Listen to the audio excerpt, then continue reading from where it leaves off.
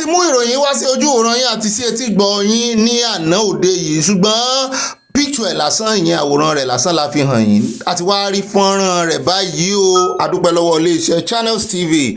abẹ́ẹ̀rí nǹkan báyìí, omi ló wọ́ títì lọ, ó sì gé títì méjì. bẹ́ẹ̀ náà sì ni a tún gan ní ọkọ̀ èrò kan o tí àgbàrá ti ń wọ́ lọ. wọ́n sì ní kí ìsòun nìkan, wọ́n ní ó ti wọ́ ọ̀pọ̀lọpọ̀ lọ. wọ́n lélẹ́yìí wọ́n ló kàn húùkù síbì kan ni ló jẹ́ kí kámẹ́rà gbé. ọ̀nà tẹ́ wá ń wò yìí ó ní ọ̀nà márosẹ̀ Federal Road láti ìpínlẹ̀ Bauchi láti máa lọ sí Maiduguri.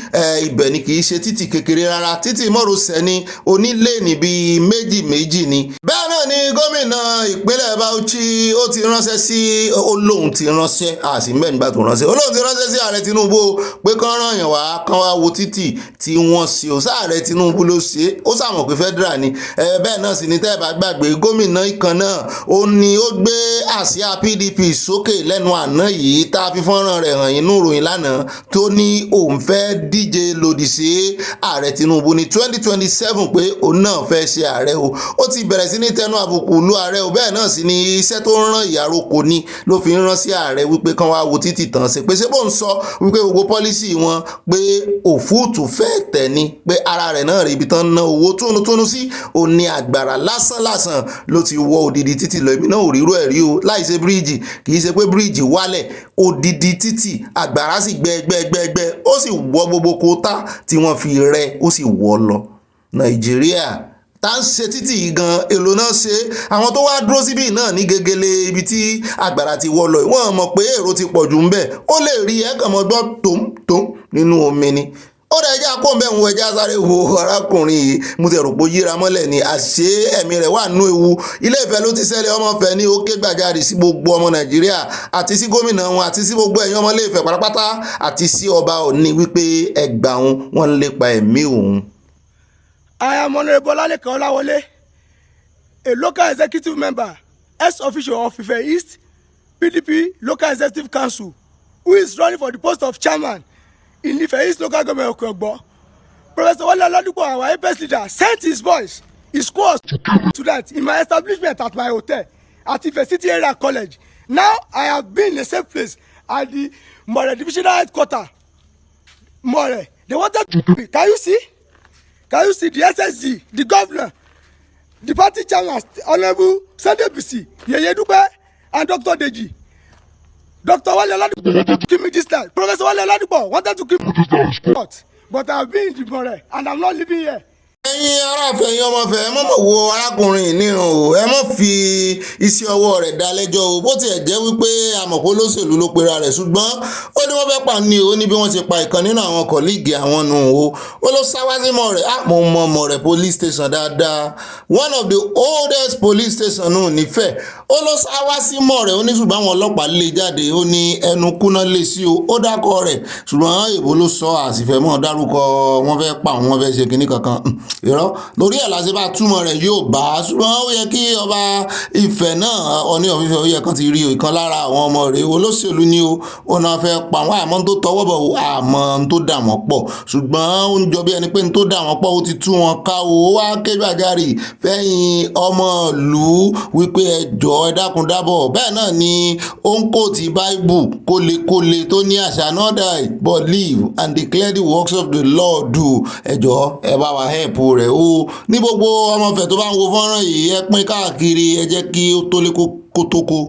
àwọn ọlọ́pàá náà dá lóhùn ṣùgbọ́n wọ́n ní ó pa kámẹ́rà pé kí ló ń pariwo sí nígbà tó ti dọ́dọ̀ àwọn wípé kò sí nǹkan kan mọ́ kò yẹ kó bẹ̀rù wọn. ṣùgbọ́n Ọ̀gbẹ́ni rántí bó ṣe pa kọ́líìgì rẹ̀ tó ń dárúkọ nígbà tán lè jáde kó police station. báyìí ẹjẹ́ àjọ wo fọ́nrán táwọn èèyàn pín kiri o. ara àwọn kọ̀líìgì arákùnrin náà rèé ṣùgbọ́n kì í ṣe nífẹ̀ẹ́ o. wọ́n ní local government kan Nàìjíríà tá à ní dárúkọ aforúkọ bò wọ́n láṣìírí. odidi alága àbílẹ̀ FCDA tí ò gbóyìnbó anyway òyìnbó kan náà fi ń ṣe kókò sọ Yorùbá ságídí náà fi ṣe ìbò ni. In Nigeria and in the world, so Nigeria is not an exceptional. So my dear gentlemen of the press, we are in charge. Let it go viral. Let the world know that Asiwaju Ahmed Tinubu, he has not even used up to 2 years. He has demolished the whole of the building he met. Let's leave hotel aside. What is hotel in English? Sentiment. My heart is where my community is.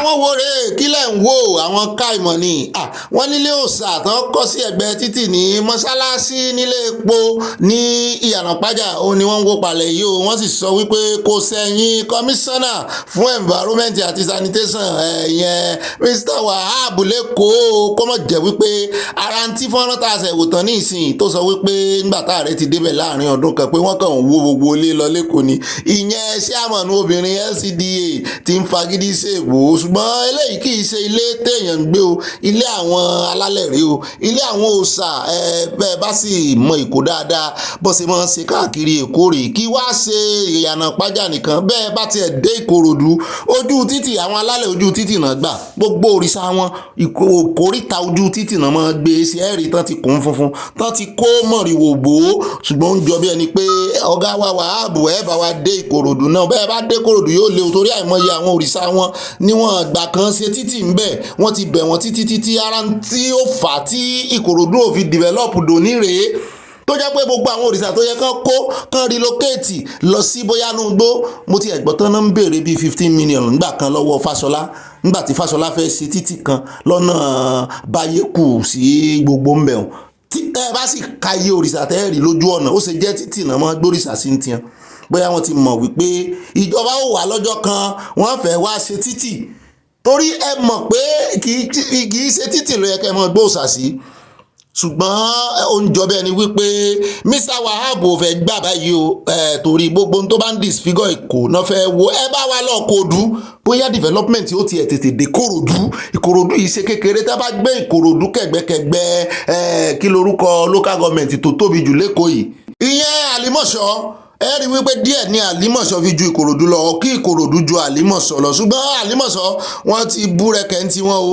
wọ́n ní ìdàgbàsókè lóòrèkóòrè ṣùgbọ́n Ìkòròdú nígbà tí wọ́n ń fọwọ́ ara wọn fa ọwọ́ aago sẹ́yìn ni o bẹ́ẹ̀ bá dé èbúté ń bẹ̀rẹ̀ gan lásán èbúté tí ó ti gbáyà ó ti búrẹ́kẹ̀ ju ibi tán ń pè ní Gbogbo lọ ṣùgbọ́n àmọ́ wo bí bàbá wa Wahab ò bá débẹ̀ tí wọ́n kí wọn kú lé sí Ìkòròdú ń bẹ̀rùn. àìmọye títì ló yẹ kán ti ṣe ń Kòròdú ṣùgbọ́n wọn á ní kọ́rẹ́ mú wá káwọn rèé fi relocate òòṣà ṣé òòṣà ló fẹ́ gbowó òòṣà ló fẹ́ gba mílíọ̀nù àbí èlò lẹ́fọ̀ òòṣà ń bẹ̀ gbogbo òrúbọ tẹ́ ṣe èlò lẹ́ra nǹkan tẹ́ fi pẹ̀lú ẹ̀ tẹ́ wá ń béèrè mílíọ̀nù láti gbé òòṣà kúrò láti relocate ilé òòṣà Wahab ràn wọn nísìnyí wọ́n fọ́ ilé ìdànù ni káwọn olóòṣà wá kankan wá sọ̀rọ̀ mo ti rò pé àwọn olóòṣà gan wọ́n ti gbé òòṣà wọn kúrò ńbẹ̀ kó tó di pé wọ́n fọ́ ilé òòṣà wọ́n tún kan páànù fún ilé òòṣà ó ga o wọ́n kàn ń yẹ̀yẹ́ àwọn òòṣà ilẹ̀ Yorùbá sá àwọn oníṣẹ̀ṣe yìí wọ́n kàn ń yẹ̀yẹ́ àwọn òòṣà ilẹ̀ Yorùbá sáré gbogbo òní mọ́ dí òòṣà lọ́wọ́ mẹ́yẹn kò yíya o ṣùgbọ́n wọ́n sá ti wo lọ́rọ̀ kan o wọ́n àwọn ọmọ Nàìjíríà kan tó jó níṣẹ̀ṣe wọ́n ti ń sọ wọ́n ní ọ̀gbẹ́ni tó ń wó ilé yìí wọ́n ní sósì ètùtù kó tó mọ́ wó wọ́n ní kò yìí sí láti wó ilé òòṣà wọ́n ní kì í ṣe ilé lásán o wọ́n ní gbogbo eléyìí ti ń ju àmà kó má jẹ́ pé bó bá máa di òru gbogbo ẹ̀yìn rẹ̀ náà máa wó fún gbogbo egun ara rẹ̀ nítorí Wahab tó ní kó wó gan ó ta kété sọ̀kan ní òbí àbàtà tó ta kété bí ẹni òbódò tán ṣùgbọ́n kì í ṣe nìkan ló wó ìkànnù wọn náà ló tún ná àmà bólẹ̀ hùn ìjọba mọ̀ ní ìjọba amúnimóògùn kí là ní rí lẹ́kọ̀ọ́.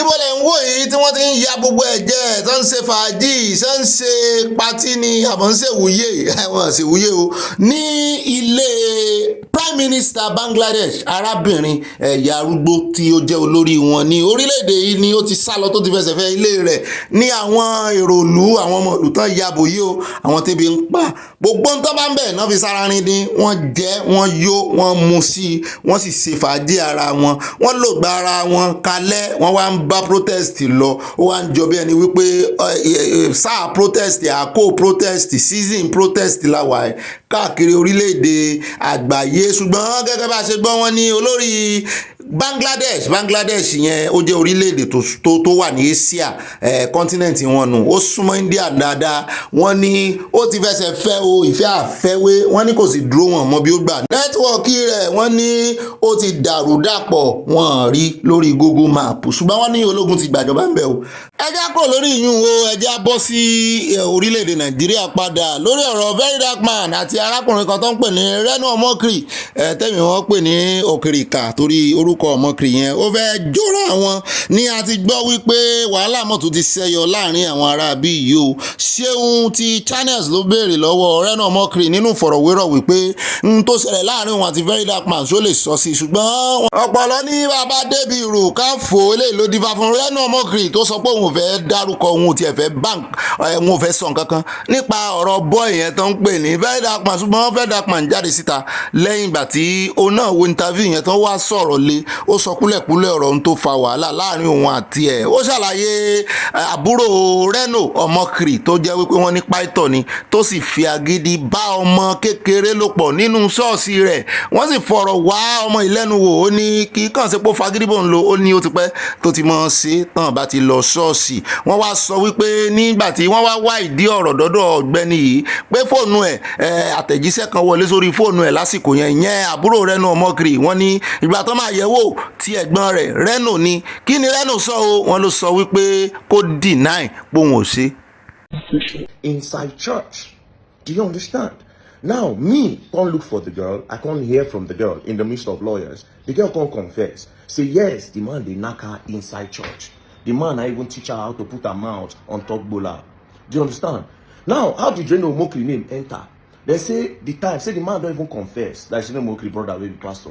Say the day when police come hold Reno Omokri brother, as they seize him phone, the first message where enter, now Reno Omokri, where sending brother message say, deny everything, deny it. You understand? Now, I now made a post, and I said, Reno Omokri, you have a daughter. Do you understand? If, I use the word if, I say if this is true, then it will be the people, it will be me and the people of Nigeria against you and your family, because what you people did is wrong. Now, to add this up, do you know that day before yesterday, one of our guys called me. He said, Black, how far you don't? I said, what happened? He said, why you going to talk about Reno Omokri, brother, where the pastor where do that thing with that girl? I was like, somebody do you did tell me say I mess up because I use my platform to talk about them. So this is how you people want to suppress this thing down. Do you understand? That's how well they are going. They don't even go talk to people who know me, so that I don't go talk about the matter again. This is a minor, for crying out loud. 15 years old girl, and you have the audacity to come on this thing. I cannot respond to the people because you know what I'm saying is not far from the truth. Do you understand? Now you look for a way to come chicken. Now, I will not even respond to people like you. I cannot even go back and forth to people like you. You know why? You're a man without honor. You don't have honor. You don't have integrity. This was you at a particular time in your life. They're going to ask me, who do I think will make the best president? I would say, and it's going to upset a lot of people, but I would say Peter Obi. Peter Obi will be an absolutely fabulous president. If Peter Obi were president of Nigeria, Nigeria would be like Dubai in a matter of years. But now, this is you saying Peter Obi will be the best president. This is you again. and I'm telling you, Peter Obi, you will never be president of Nigeria. Peter Obi will never be the president of Nigeria. Do you understand? This is still you again. You know, ex-governor Peter Obi, the plans, the ideas, you know, this man raised the bar of leadership in Nigeria. He raised the bar of leadership in Nigeria. Since he left office, can you believe that this man does not take anything, not even like a penny from the Anambra State government? And while he was there, you know, he was a man that built up Anambra State. You know, Anambra State used to be almost educationally disadvantaged. And then in less than 2 years, he brought them to be #1. He left that state with a reserve. Look, you know, we need people like this. I'm so proud of Governor Obi. And I listened to him today, and you know, I was taught, like, do we have fellows like this in Nigeria? So this is still you again. This was immediately after the election in 2023, when you met Peter Obi after the election, showering in praise after you have insulted him during the election. You don't wash Peter Obi, because and do everything during the election. You come meet the same person, you start to the hail him, say, he don't do a lot of things for Anambra. He was a good governor. He do this. He brought the state up to standard. This is still you again, saying that people should, anybody that can tell you what Peter Obi did in the state, you give them $10,000. You understand? So you are not only a man without integrity, a man without honor, you are also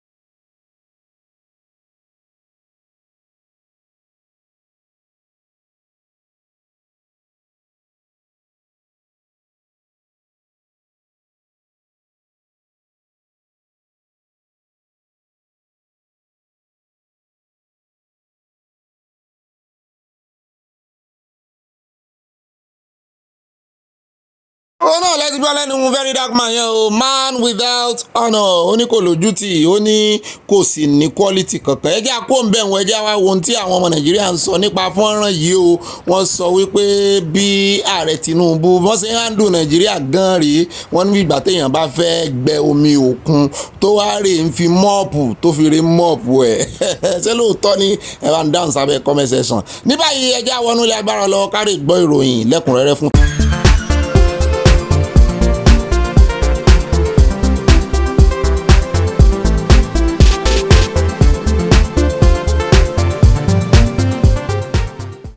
Mo tún fi àsìkò yìí kí yín káàbọ̀ sínú ìròyìn ti àṣálẹ́ yìí, ìròyìn ọlọ́mọlé lónìí ọjọ́ 10 oṣù kẹjọ ọdún 2024. Pé mi náà ti bẹ̀rẹ̀ sí ní wọ̀ funfun báyà, gbogbo àwa ibà gbogbo ibà ní mọ̀ wọ́ funfun, wọ́n kàn fún kí n wá fìlà funfun. Ẹ̀rí gbogbo ojú mi náà funfun ni, funfun lẹ́yẹ sú. Ọlọ́run ní ibà gbogbo wa ń bì oyè ọ̀kan oyè kéde. Ṣùgbọ́n mo dúpẹ́ lọ́wọ́ ẹ̀yin tèmi tí mo jẹ́ ibà lọ́dọ̀ yín. Mo kí yín káàbọ̀ sínú ìròyìn tàṣálẹ̀ ìpàdé ọlọ́mọlé. Kẹ́rẹ́kẹ́rẹ́ oṣù náà tún lọ náà nù, ṣùgbọ́n ọpẹ́ làwárí dá o fọ́lọ́run Elédùmarè tí ò jẹ́ a ṣe complain, ọpẹ́ làwa ń dá tí ò jẹ́ ká mọ̀ ṣe awuyewuye, tí ò jẹ́ a mọ̀ complain. Ṣùgbọ́n gbogbo àwọn tó bá wà nù complain a fi orúkọ Ọlọ́run a fi bẹ Ọlọ́run wípé kó jọ̀ọ́ kó bá wa fún wọn ní ayọ̀ ọkàn, káwọn náà láyọ̀ bíi ti ayọ̀ làwa fi ń catapult ẹ, ayọ̀ la fi ń gbéra wa débẹ̀ nítorí àfààyè gba ayọ̀ láàrin wa ń bì í nínú ẹjọ́ ríro wa náà à ń láyọ̀ ọ̀kun àdúpẹ́ lọ́wọ́ Ọlọ́run wa ní báyọ̀ yín jẹ́, kò ní báyọ̀ tèmi náà jẹ́, ìfẹ́ tẹ́ wá ní sí mi náà kò ní bàjẹ́ o. Mo dúpẹ́ lọ́wọ́ yín o fún gbogbo ìgbà. Wọ́n ní ìròyìn wa ti wá di addiction fún ọ̀pọ̀lọpọ̀ ẹbí pé wọ́n máa ń péjú wo ni mo ní abẹ́rẹ́ sí Ọlọ́run. Ọlọ́run ni o, kì í ṣe èèyàn kankan, kò sí èèyàn kankan tó mọ nǹkan kan ṣe. Ọlọ́run ni, Ọlọ́run mo sì fi dá yín lójú pọ̀ Ọlọ́run lẹ́yìn Ọlọ́run náà ni o. Ó dá o àwọn àkórí ìròyìn tí àyà ti kólẹ̀ lórí tábìlì mi, èmi náà ti gbọ̀n yẹ́bẹ́yẹ́bẹ́. Mo ti ṣe àwọn àtúntò sí àwọn kọ̀ọ̀kan ń bẹ̀, àwọn kan fẹ́ mẹ́hẹ̀ díẹ̀. Mo pàkíyèsí àyà sí àyà ni mọ́ bínú torí n ò fẹ́ fà àyà ń sálárì oṣù ṣùgbọ́n àyà ni mọ́bìnú èmi náà mo ti wá gbọ́dọ̀ àwọn ò bọ̀ fi kún owó oṣù rẹ̀. Kì í sáwọn òṣìṣẹ́ Nàìjíríà nìkan náà gba 70,000, ó dà wọ́n fún ọ ní 69,999. The same thing náà ni wọ́n ṣe máa ń fún one price ní Europe àti America nù àti Canada. Bẹ́ẹ̀ bá rí sọ́n kọ price tag sí nǹkan, kàkà tán bá ń ta nǹkan 70,000, kàkà tán kọ 70,000 sí wọ́n kọ 69,999 cents. Àwọn ará bíi ìwọ tó fẹ́ rà lọ́mọ̀ pé 70,000 lọ́nà o. Ó dá o mo ń ṣe ni o mo jàyà lówó oṣù owó ọ̀yà àyà kò sí fi ṣe àyà ń ṣiṣẹ́ takuntakun. Ó dá o jẹ́ wá mọ́ mẹ́nu lé àwọn àkórí ìròyìn tá àyà kólẹ̀ ká tó wọnú agbami ìròyìn lọ. Báyìí ẹ bá yọ, mo sì mọ̀ páàyè ò yọ, ẹjọ́ ẹ bá ń pín kó kálé kó kákó kó dọ́dọ̀ àwọn èèyàn kí wọ́n lè fi ṣèfàjẹ́ wípé ibà ìròyìn mọ̀ tó ti jáde òun àtàyà rẹ̀ àti ibà kéde gbogbo Yorùbá àti ibà kéde Yorùbá nìsàn àti ibà yànnànà ibà gbé wọn débẹ̀ ibà wọnú wọn lọ ibà sáná wọlé sáná débẹ̀ gangan. Ọlọ́run ni kì í sáwa náà, bẹ́ẹ̀ náà sì ni Ọlọ́run fún wa ní ọgbọ́n, ó sì fún wa lẹ́nu iná. Wọ́n ti sọ mí lórúkọ, wọ́n ní afẹ́nu bí ìtajà kàrà ẹ̀ ṣe é sáà ń rà kàrà wọn. Ó sì dùn, ó dùn mọ̀ràn ìmọ̀ràn, ó dòjò yín lọ, ó dáa ẹsẹ̀un wo ẹnu iná láàfi gbà wálẹ̀. Bí àwọn àkọ́kọ́ nínú àkórí ìròyìn ó mọ̀ sí mí tàbí ó yà mí lẹ́nu o ni mo ti gbọ́ wípé bàbá wa Ọbásanjọ́, bàbá yín bàbá wa lẹ́gbẹ̀ẹ́ la fẹ́ dà wọn bàbá yìí sí kí láti sí ọ̀rọ̀ wọn sí. La gbọ́ wípé wọ́n ní wọ́n tẹnu àbùkù lu ìjọba ààrẹ Tinubu o, wọ́n dọ́gbọ́n ni ọgbọ́n àgbà náà ló ń bì. Wọ́n sọ wọ́n ní gbogbo àwọn tí ń ṣiṣẹ́ lábẹ́ ìjọba tó wà lábẹ́ Tinubu yìí wọ́n ní wọn mọ̀ tán ṣe, wọ́n ní àti wípé inú gálò ló yẹ kí wọ́n dà wọ́n sí. táwọn tí ń jẹ́ gálò ń bì gálò tán máa ń lò láyé àtijọ́ nínú Bíbélì, tán máa ń kan igi méjì báyìí, tán máa ń sọ àwọn èèyàn tán bá fẹ́ pa sí ibẹ̀ náà tí máa ń pa àwọn èèyàn. Wọ́n níbi gálò ló yẹ kán kó wọn sí, ìtumọ̀ rẹ̀ náà ni pé ó yẹ kán pa ọ̀pọ̀lọpọ̀ wọn tàbí kán jù wọ́n sẹ́wọ̀n.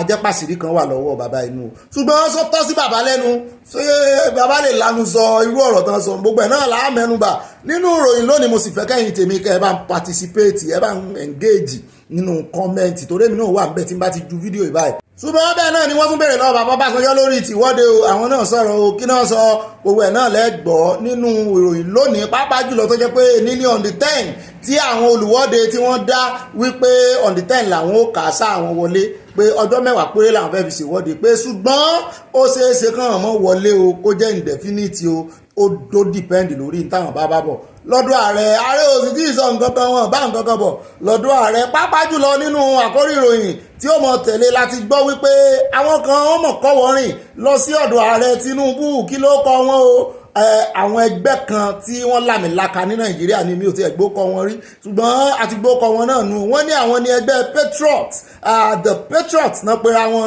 tí bàbá wa kan tí a mọ̀ bí ẹni mowó nílẹ̀ Ìgbò tí wọ́n ń jẹ́ Emeka Nyoku, tí wọ́n ti fi ìgbà kan di àjọ Commonwealth tán ti fi dìímú, ni wọ́n ní wọ́n ṣagbátẹrù ìpàdé yìí o, tí wọ́n sì rè bá ààrẹ Tinubu, kí wàá ní kókó ọ̀rọ̀ tán sọ lórí òfin ni o, wọ́n láwọn ò fẹ́ òfin 1999 mọ́, wọ́n ní kí ààrẹ ṣe agbátẹrù bọ́n ṣe máa tún òfin kọ wípé ó wà ń kàwọ́ ààrẹ, ṣùgbọ́n bẹ́ẹ̀ bá rí tí ààrẹ fi dán an lóhùn ìyẹn ààrẹ Tinubu, ẹ mọ̀ wòwe kí ló dé tí bàbá ìmọ̀ ṣe báyìí náà, gbogbo ẹ̀ náà láàmú ẹ̀fún yín nínú ìròyìn lónìí o. bẹ́ẹ̀ yìí nínú àkórí ìròyìn míì látún ti gbọ́ pé wọ́n ní àwọn alẹ́nu lọ́rọ̀ tí ní kí Tinubu má fojú méjì sùn o lórí ọ̀rọ̀ àsíá orílẹ̀-èdè Russia tí àwọn ọmọ ilẹ̀ Haúsá kan tí wọ́n ń ṣèwọ́de tí wọ́n ń gbé kiri, pé bó tilẹ̀ jẹ́ wípé orílẹ̀-èdè Russia ti sọ pé àwọn ò mọ̀ nǹkan kan nípa rẹ̀, wọ́n ní irọ́ ló bá dé o, wọ́n ní wọn ò lè mọ̀ nǹkan kan nípa rẹ̀, tó fi jẹ́ pé níjẹ́ làwọn arábí ti ń wá ọ̀pọ̀lọpọ̀ wọn, tó sì ti mú àwọn kan tó jájèjì táwọn ọlọ́pàá náà mú wọn, wọ́n ní káàrẹ Tinubu wọ́n fi gbogbo ara sùn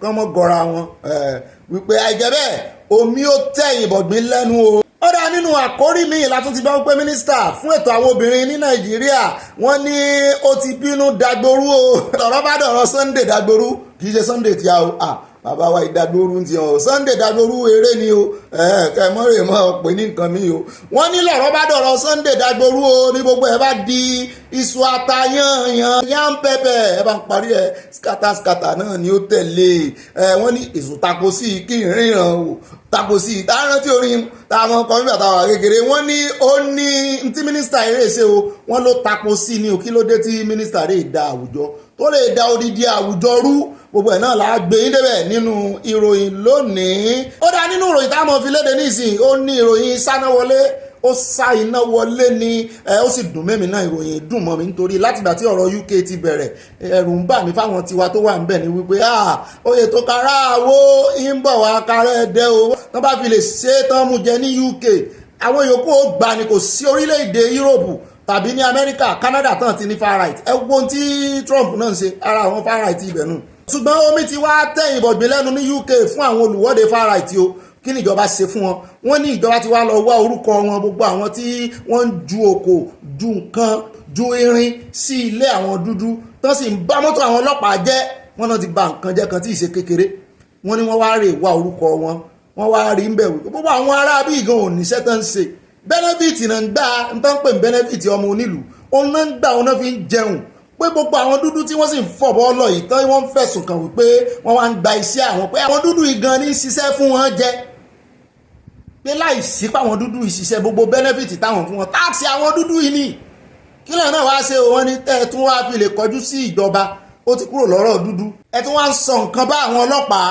pé ó dá gbogbo benefit yìí láwògilé, ebi ó pa ebi ní sì pa mọ́nàmọ́ná kú, wọ́n ní wọ́n sọ wọ́n di mọ́nàmọ́ná ọ̀sán gangan, wọ́n lè bí ó pa ṣégèsí alára ó ní gbogbo àwọn olùwọ́de tọwọ́ ti bà, wọ́n sì ní mi inú wọn náà wọ́n ní wọ́n mú sẹ́wọ̀n o, wọ́n ti mú pamọ́ wọn mú sáàmọ́, adúpẹ́ lọ́wọ́ Ọlọ́run o, a sì mọ́ retí kí àlàáfíà jọba ní orílẹ̀-èdè UK torí ó kàn wá o, gbogbo ẹni tó bá ti jẹ́ dúdú pátápátá ló kàn, dúdú ní ń ṣiṣẹ́ fún wọn bẹ́ẹ̀, ọ̀rọ̀ kan dàbí ọ̀rọ̀ ẹni tí ń ṣiṣẹ́ ó wà nú oòrùn, ẹni tí ń jẹ ó wà ń bòjì, bọ́rọ̀ ṣe rí nu, ó dàbí ọ̀rọ̀ alábàárù tí ń jẹ búrẹ́dì kò mọ̀ pé àwọ̀ orí òun lòun jẹ́ àwọ̀ iṣẹ́ àwọn dúdú náà ń jẹ.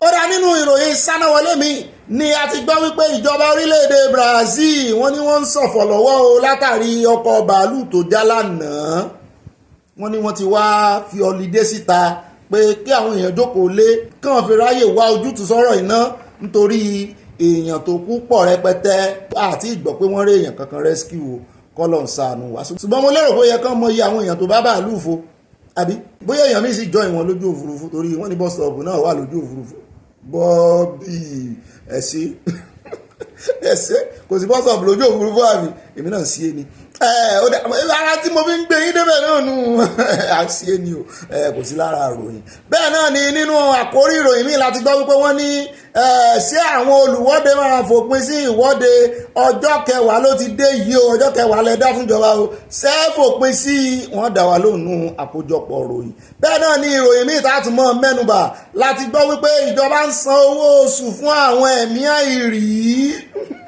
tẹ́lẹ̀ nǹkan sóòní náà ti ń san ni àìmọye ghost worker ní nàìjíríà ṣùgbọ́n eléyìí ó wá ṣe wá ń kàyéfì o nítorí pé ó yẹ kán mọ̀ iṣẹ́ tí a gbélé àwọn sẹ́nétọ̀ lọ́wọ́ rẹ̀ gbogbo ìgbà tí wọ́n bá ń vẹ́ẹ̀tì bọ́jẹ̀tì ọdọọdún ó yẹ kán mọ̀ rí àwọn items tó wà ń bẹ̀ ibi tó wo oṣù ń lọ ṣùgbọ́n ṣàdédé la gbọ́ o tí sẹ́nétọ̀ kan tó bá àpábí ò fa wàhálà fa sùúrùtù lẹ́nujọ́ mẹ́ta yìí táwọn obìnrin àwọn abiyamọ nàìjíríà náà tó bá fọwọ́ sí tán gbèsè lẹ́yìn tán ní tí obìnrin bá tẹ̀yìn tọ̀ kọkùnrin tẹ̀yìn tọ̀ káwọ ẹni tí ó lómi lẹ́sẹ̀ jura wọn lọ Natasha lómi lẹ́sẹ̀ ju àpábí ò lọ o ṣùgbọ́n àṣírí tún ti wá tú sí Natasha lọ́wọ́ ní ìsìn sẹ́nétọ̀ ló náà láti Kogi ló ti wá sọ wípé òun mọ̀ rìnrìn àjò lọ sájà òkúta pé tó ń bá ń bẹ̀ wínrínwínrín ọ̀rọ̀ ẹ̀ gbọ́ lẹ́nu rẹ̀ lónìí wípé wọ́n ń sanwó oṣù fún àwọn ẹ̀mí àìrí kò sì sí iṣẹ́ bó tilẹ̀ wò rí kò sì sí iṣẹ́ kankan tó ń ṣe tó bẹ́ẹ̀ jù bẹ́ẹ̀ lọ lájà òkúta láti bí ọdún 10 àwọn wọlé wọn tó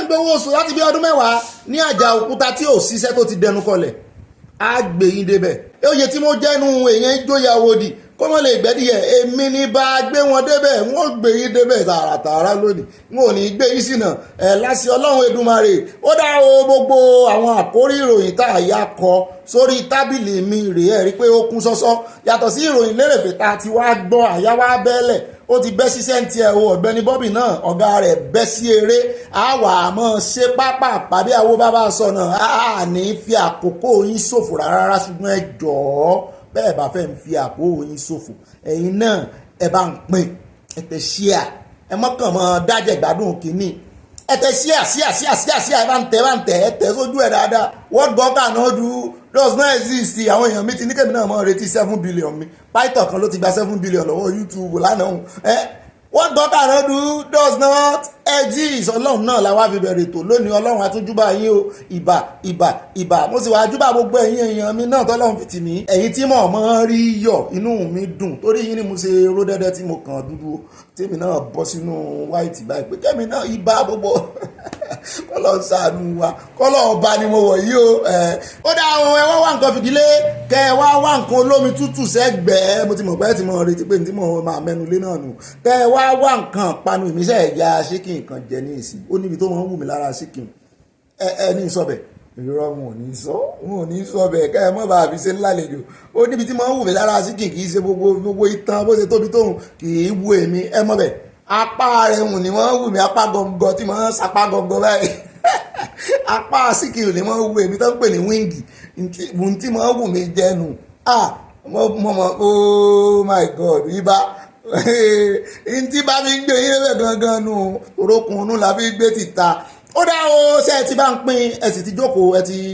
wà òkè ẹ jókòó comfortably ó dá a báwọn ẹ ti wá nǹkan olómi tútù sẹ́gbẹ̀ẹ́ ó dá a báwọn ẹ ti wá nǹkan panu náà sí ó dá a báwọn gbogbo baálé ilé tó bá ti jí ẹran ìyálé ilé jẹ ẹ bá ń kọ́ ọkọ wọn sínú comment section gbogbo ẹ̀yin ìyá wa tẹ̀ wá ń bì gbogbo àwọn dádì tí mo mọ́ sọ pé kán wá nǹkan panu tó jẹ́ pé ẹran náà ọbẹ̀ lọ́ fi ń panu ẹ bá ń kọ́ ọkọ wọn sí ó dá o àkọ́kọ́ nínú ìròyìn tá a kọ̀ mú lò òun ni ti àwọn the patriot tí wọ́n ṣàbẹ̀wò sí ààrẹ Tinubu wọ́n ní ẹ pààrọ̀ òfin burúkú tẹ́ ń lò fún Nàìjíríà àwọn ọmọ Nàìjíríà tí ẹgbẹ́ wọn ń jẹ́ the patriot ti lọ bá ààrẹ lásọ̀rọ̀ kí wọ́n sì jẹ́ kán wọlé wọ́n sílẹ̀kùn fún wọn nítorí ẹni tí ó líìdì wọn lọ òun náà àgbà ọ̀jẹ̀ ní bíi ti ẹ̀ ṣe politician ṣùgbọ́n òun náà ó ní ẹnu ó sì lóókọ wọ́n ní àwọn ẹgbẹ́ ọmọ Nàìjíríà kan tí wọ́n pe ara wọn ní the patriot tí Emeka Nyọkụ tó ti fìgbà kan jẹ́ olórí àjọ Commonwealth la gbọ́ pé wọ́n kọ́ wọn rìn lọ bá ààrẹ Tinubu pẹ̀lú àwọn èèyàn wọn lórí ọ̀rọ̀ Nàìjíríà àti bí wọ́n ṣe máa pààrọ̀ òfin Nàìjíríà bẹ́ẹ̀ náà ni wọ́n tún mẹ́nu bà ọ̀rọ̀ ìwọ́de bá ààrẹ Tinubu tún fọ́kọ̀ wọ́n fọ́kúlà gan-an mọ́ wọ́n wá ń wíru níbi táwọn yẹn ti ń wíru ẹjẹ́ agbọ́rọ̀ lẹ́nu ìbò náà sọ ọ̀rọ̀ ni tí àbí ká kọ́kọ́ ṣàlàyé náà ẹ jẹ́ á kọ́kọ́ gbọ́rọ̀ kí n tó wá ṣàlàyé ẹ̀ ẹ bá ń tẹ̀ sí ilé agbára pápápá. It has always been. May we rise, Mr. President? First, the convening of a National Constituent Assembly with the mandate to produce a draft People's Democratic Constitution. The Constituent Assembly should be of directly elected individuals, elected on non-political party basis, possibly 3 individuals per state and 1 from the Federal Capital Territory. The draft constitution produced by the Constituent Assembly, as I said, should be put to a national referendum, and if approved, should then be signed by the President as the genuine, legitimate Nigerian people's constitution. And that should lead to constitutional measures that will fit our diversity and governance, so we avoid conflicts and breakups. Yes, I'm from the school that will advocate for unity of this country, and I believe in it. I definitely want to assure you that whatever is necessary, I'll put happiness and good governance in the heart of all Nigerians. This is what I will do. I've listened to the past cries of constitutional reform.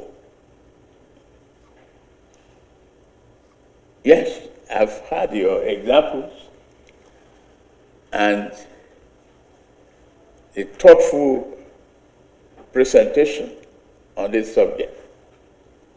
Avoidance of chaos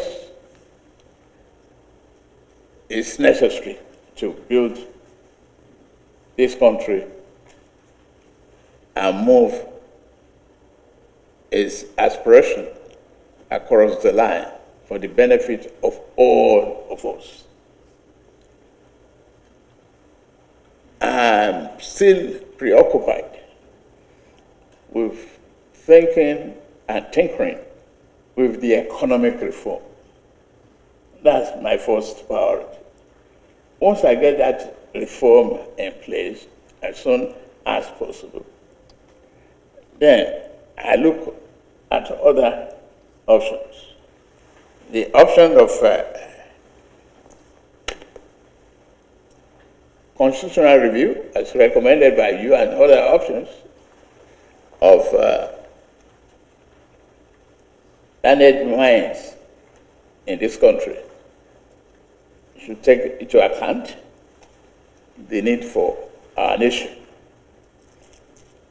to make progress. And I've seen many people that had been in the trenches with me.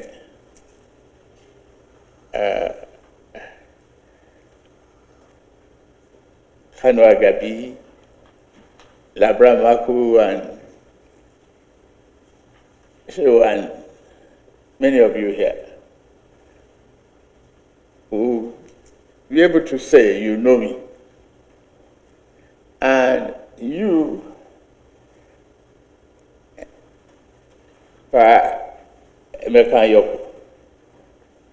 one way or the other, we are related. And we have a good history together.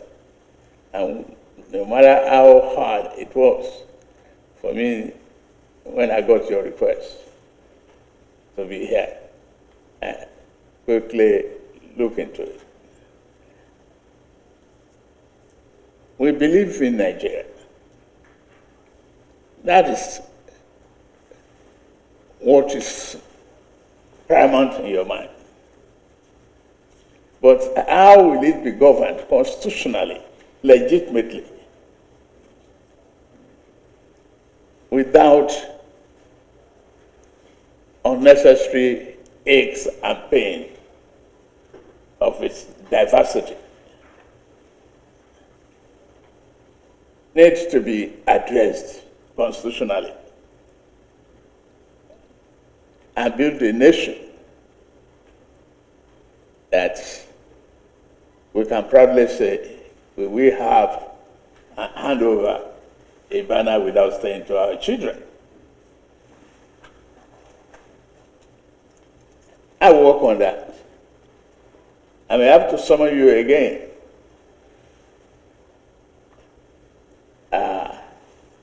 to furnish and discuss further details of your rich background. As you present this to me, just believe that it is before these personalities. It is here to be reviewed, digested, and taken seriously. I want to say thank you very much for coming. I commit myself to the foresight and the belief that you want a stable Nigeria, a prosperous country, Nigeria. sáyìn náà ti gbọ́n tá ààrẹ sọ o wọ́n ní kán ṣèǹjì òfin ààrẹ ní economic reform làwọn fẹ́ ṣe èmi ò mọ tán reform nínú economy o nígbà ó jẹ́ pé òfin dàbí foundation lé ní economic reform tẹ́ ń sọ ó dàbí yàrá kan nínú gbogbo ilé tẹ́ fẹ́ kọ́ sórí foundation wọ́n wá sọ fún yín pé ìpìlẹ̀ yìí ò dáa bíbélì sì sọ wọ́n ní tí ìpìlẹ̀ bá bàjẹ́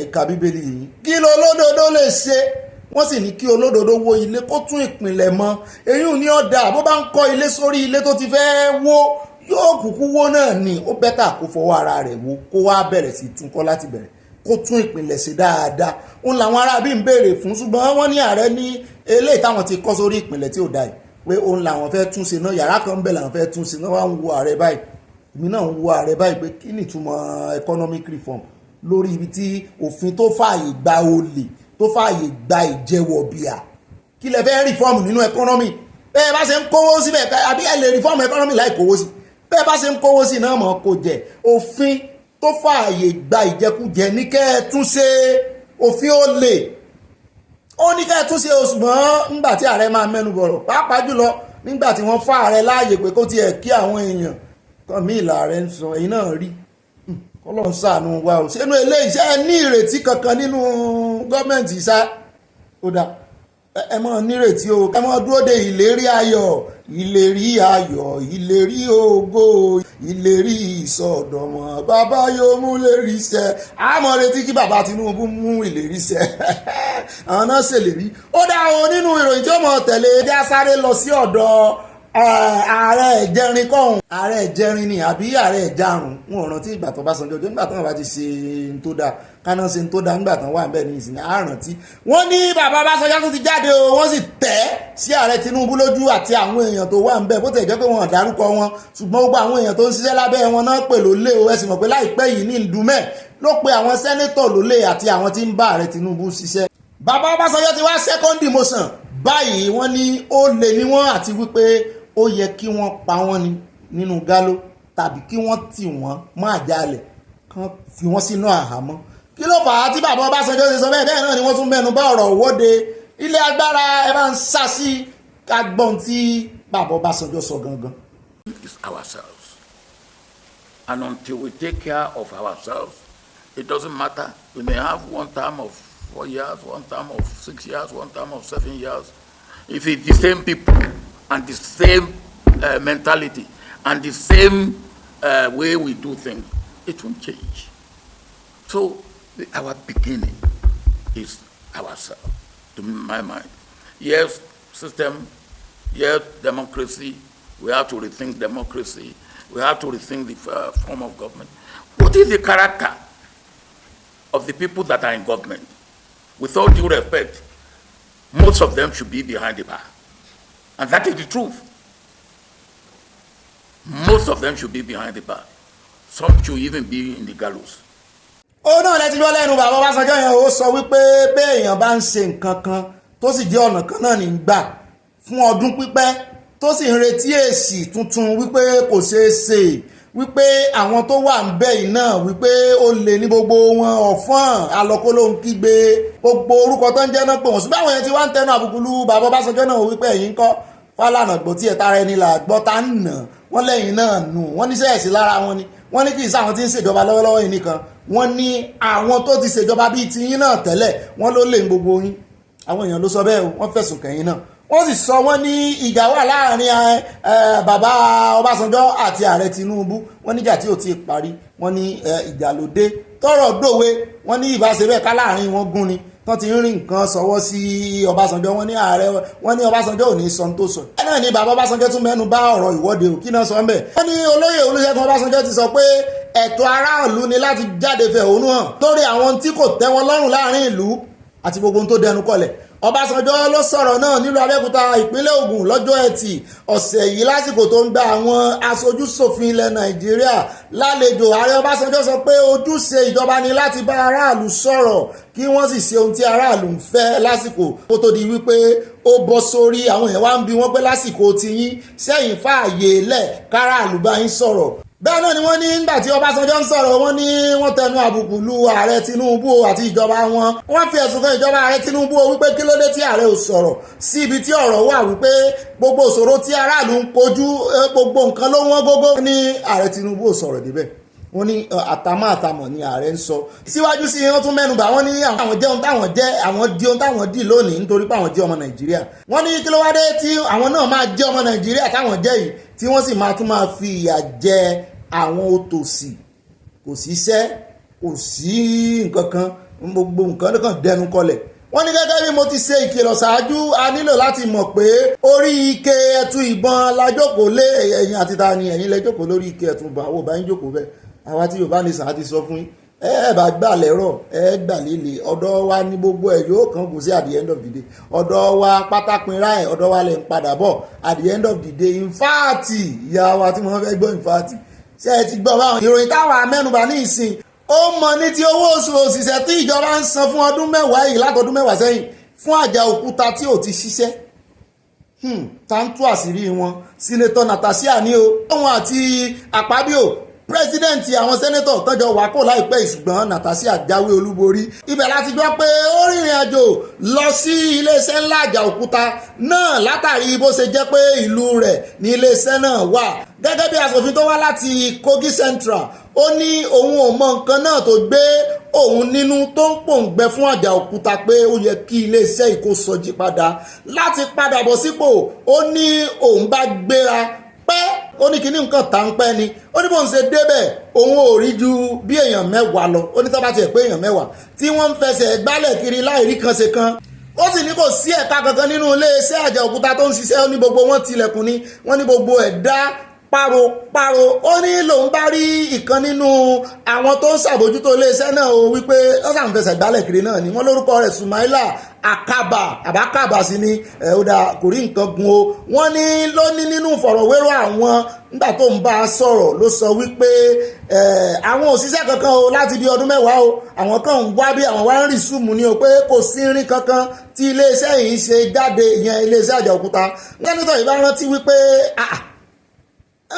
àkọọ́lẹ̀ mọ̀ wà pé ń gba sálárì 4.2 billion naira ni wọ́n mọ̀ kó jáde nínú ọdún yìí fún gbogbo sálárì ẹ̀yin òṣìṣẹ́ yóò sì sí òṣìṣẹ́ ẹyọ kankan bì ẹ̀yin tí mo rí ń bì gan bí ìgbà tẹ̀kàn ní kẹ́ ẹ mọ́ jókòó lé ó dàbí àwọn òṣìṣẹ́ reluwé ìgbà kan ní Nàìjíríà ó ní àti wípé bí ọdún mẹ́wàá náà tí wọ́n ti sọ pé àwọn òṣìṣẹ́ yìí ní ìjọba ti ń san owó ọ̀yà fún wọn pé gbogbo owó ọ̀yà tíjọba ti san fún bí ọdún mẹ́wàá yìí ó ti tó 38.9 billion naira gẹ́gẹ́ bí owó oṣù lọ́rọ̀ bá pèsè jẹ́ náà bá ń wojú ara wọn pé àwọn ò gbà nǹkan kan o wọ́n wá béèrè pé àwọn wo ló ń gbowó lájà òkúta tí wọ́n fẹ́ kí àjà òkúta gangan kó wó àwọn pa nítorí owó àwọn ọmọ Nàìjíríà ni wọ́n ń jẹ. Ọ̀kan nínú ọ̀pọ̀lọpọ̀ ọ̀nà tí ìṣúra àti ọrọ̀ Nàìjíríà fi ń jòdànù rèé o. Owó ọ̀fẹ́ làwọn kan ń gbà fún bí ọdún 10 sẹ́yìn sí ojú àwọn aṣòfin fọ́lágbárí wọn ni. Kí ni iṣẹ́ tí wọ́n ń ṣe gan-an? Ṣé kò sí nínú iṣẹ́ wọn láti máa mọ gbogbo ibi tówó ń lọ, pàápàá jùlọ nígbà tó bá ń prepare bọ́jẹ́ẹ̀tì, àní kí wọ́n scrap àwọn aṣòfin? Ṣé ẹ ti wá rí gbogbo ọ̀rọ̀ tí Ndume ń sọ pé òótọ́ ni? Àti kí lorúkọ sẹ́nétọ̀ kejì yẹn náà, Guinea àbí kí lorúkọ rẹ̀ wọ́n rántí mọ́, tó suspend fún bí oṣù mélòó kan. Ṣé ẹ rí wípé òótọ́ ni tó sọ wípé bọ́jẹ́ẹ̀tì mẹ́hẹ̀? Àwọn aṣòfin Nàìjíríà ò ṣe nǹkan kan, wọ́n ń kówó jẹ ní ẹmọ́ rò pọ̀ ń bá yín ṣòfin kankan. Wọ́n bá fẹ́ ṣòfin, àwọn patriot yìí ó yẹ kí wọ́n mú ọ̀rọ̀ wọn lò láwọn tó lọ ṣe àbẹ̀wò sí ààrẹ Tinubu. Ṣùgbọ́n ààrẹ Tinubu ti sọ wípé ọ̀rọ̀ òfin kọ́ ló bá òun nísìnyí o, pé n tó bá òun tó wà lórí tábìlì òun ó ní economic reform ebi ń paráàlú, economic reform epo wọn gógó, economic reform náírà ń fìdí jálẹ̀ lójoojúmọ́ ni, economic reform wọn ń ké gbàjarì sí àwa diaspora pé ká mọ́ kówó wa wá sílé, economic reform ìwọ́de ń lọ lọ́wọ́ o, economic reform bàbá ni a mọ̀ ká kò sí náà mọ́nà níná ni kò sí náà ìjọba gbogbo ẹ̀ sókùnkùn ni. Economic reform ń rọ́ tó ń ṣe káàkiri, economic reform lẹ́yìn ìgbà tí igbákejì ààrẹ ti ní gbogbo ẹ̀ under my foot, gbogbo ẹ̀ gbogbo wọn.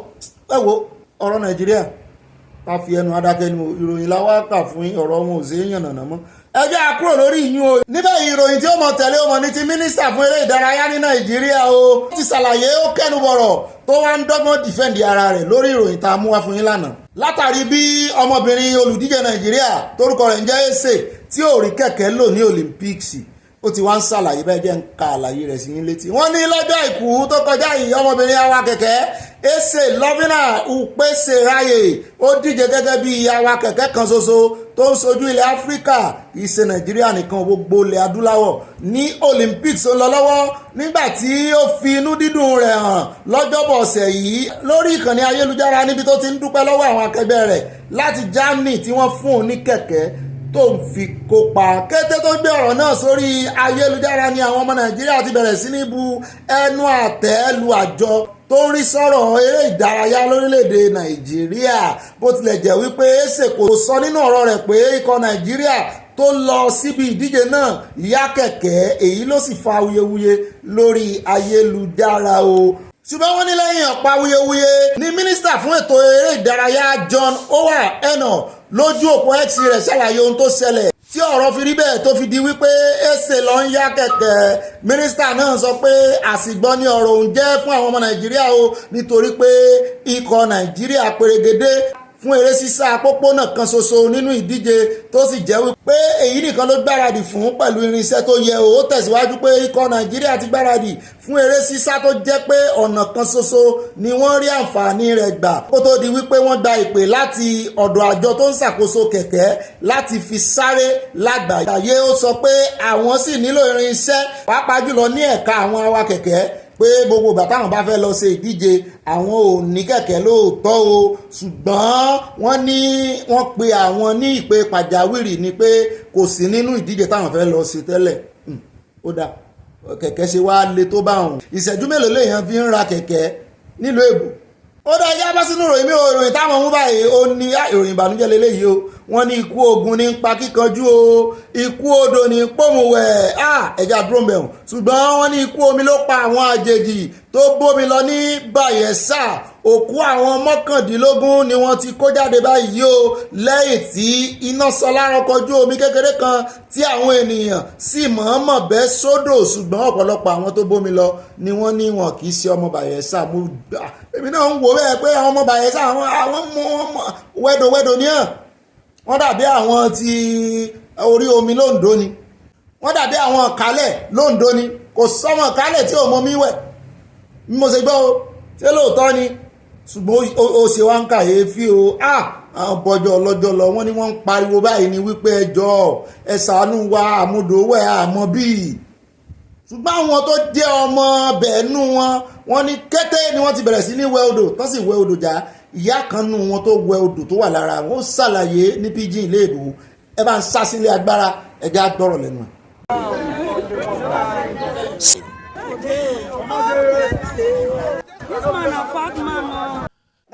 She could have been one of them.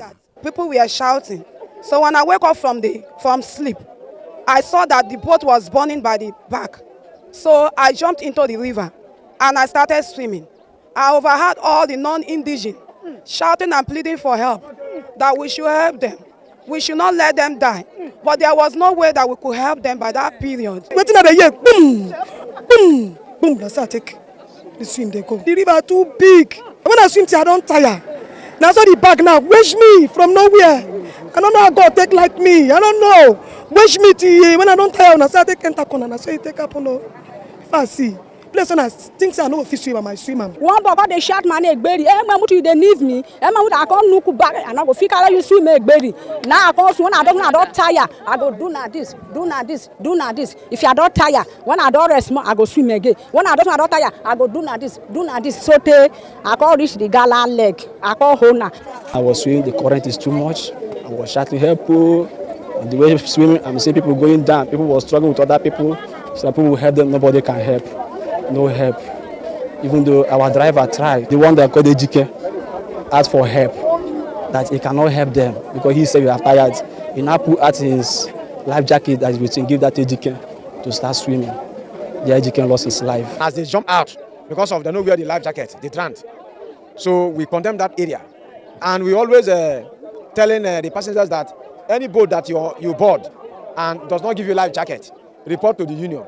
The union have measures to deal with those people that are not giving life jacket to the passengers. On behalf of the union, we condole the bereaved families that these things occur.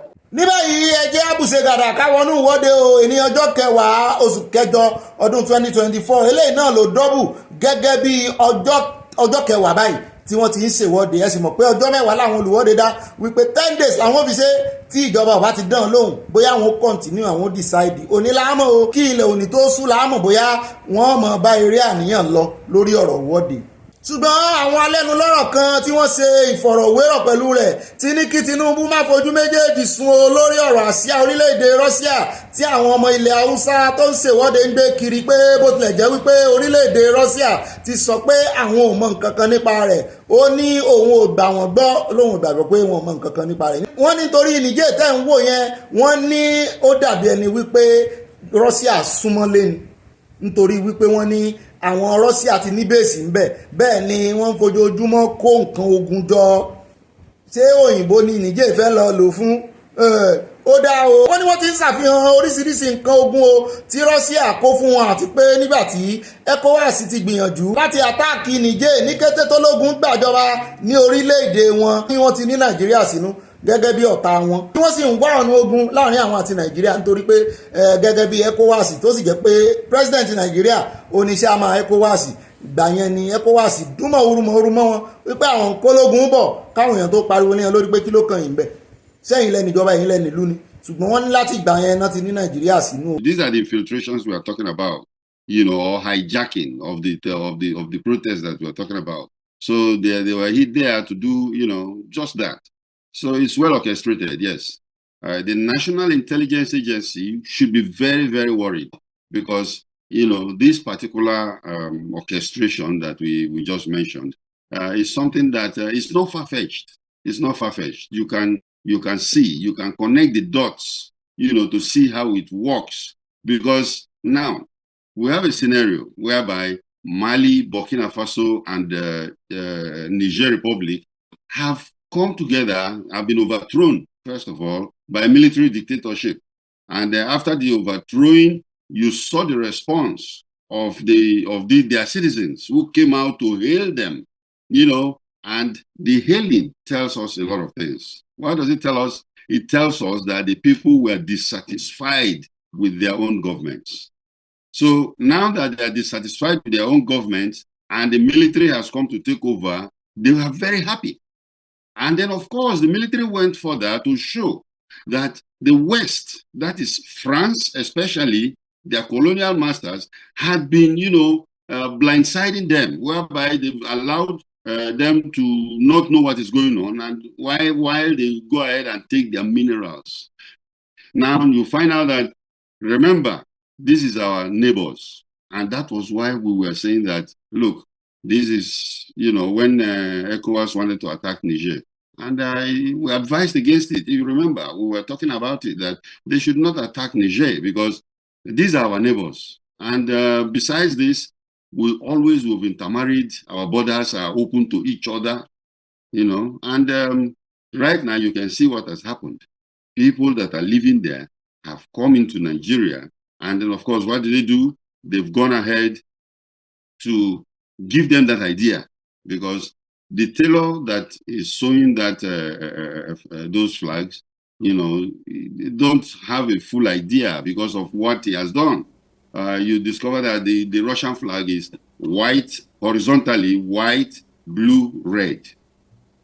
But there are some of the flags that he sewed that were instead of vertical, they were horizontal. So some people said, oh, this might be Nigerian army colors because they are the same colors, white, blue, and red. Yes, Nigerian army colors. And at that same time, these same people were talking, there were some videos I saw where they were asking for the military to take over. So we are seeing a situation of what we call subversion. Subversion. Somebody is trying to subvert the Nigerian sovereign state. And subversion is high treason. So this is where we are. And of course, I'm happy that they are handling it, but they have to go deeper because, you see, it's not the tailor. And it's not even the contractor who told the tailor to sew. There are people who are behind this. Forget about what Russia told you. Russia came out to say, oh, we are not involved in this. What do you really expect Russia to say? That we were involved? Even if they were involved, they will not say anything. But we have to watch it because geopolitics, Russia wants a foothold in Nigeria especially. They want West Africa as a whole. So these are the other projections that, we can think about.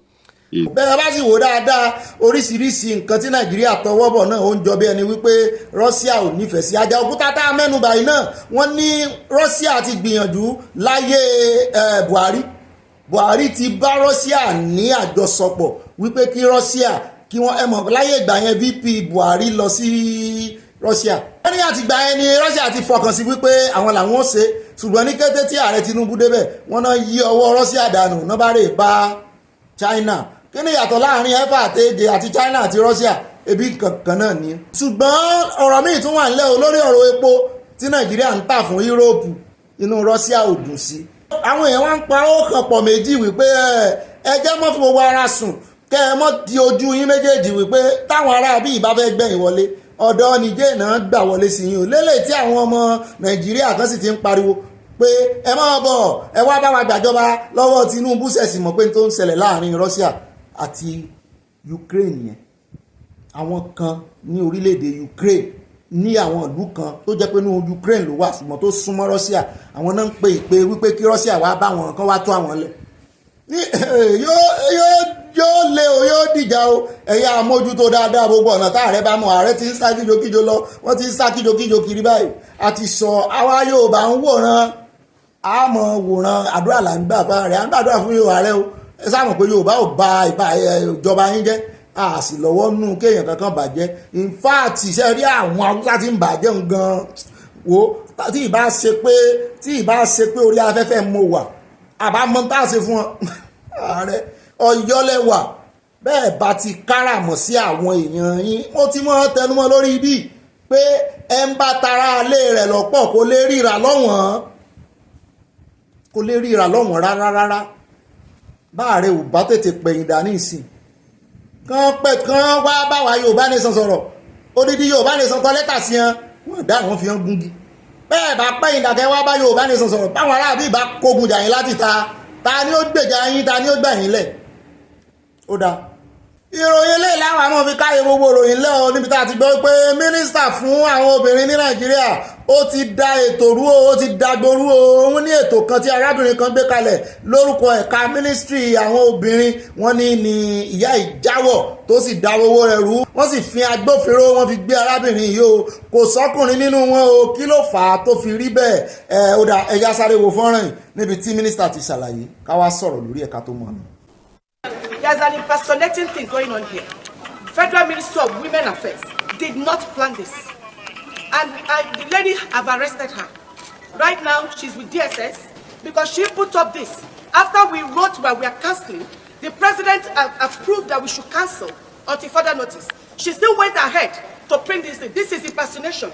And anyone, as far as this thing is printed and was given out there, that makes it a fraud. So that's why I'm standing here to explain this to everyone. She has been arrested. So that brings, she should have reorganized herself, used her name to make the invitation, and used her name to do this, not to use Federal Ministry of Women Affairs. I can't allow this program to move on. I'm sorry about it. I'm going to get in police because this is pure impersonation and the president is not happy about it. I'm saying it, let the media cover it. I don't care. You don't do this. You don't take the ministry for granted. For what?